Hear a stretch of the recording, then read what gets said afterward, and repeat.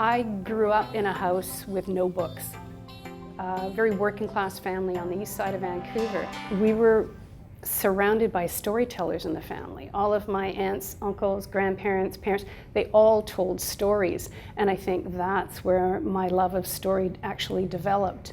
My first job out of school was in journalism, working on a newspaper, the Whitehorse Star, as a matter of fact. And more I started veering into human interest stories, and my editor noticed this, and he would say, okay, forget the hard news, send her off to do the more creative nonfiction or human interest stories. And that's when I realized that I was actually a fiction writer and not a nonfiction writer, and I started that progression right then, and I started saying, okay, now I need to find a way to write.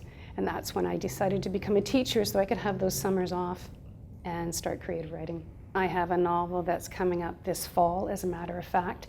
It's called Two Gun and Son, and it's about a newspaper woman working on the western frontier and how her world is upended by the arrivals of two strangers, a con man and a revolutionary leader.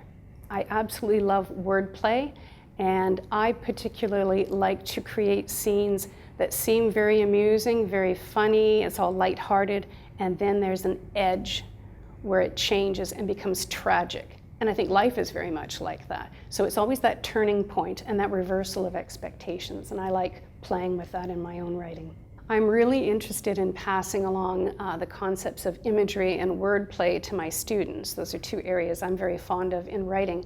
And I have a couple of exercises that I do with students that have proved very, very fruitful. They get very excited about it, and it's about tapping into a childhood memory. And the images, the visions that come out from this exercise are really quite vivid and quite exciting for the students.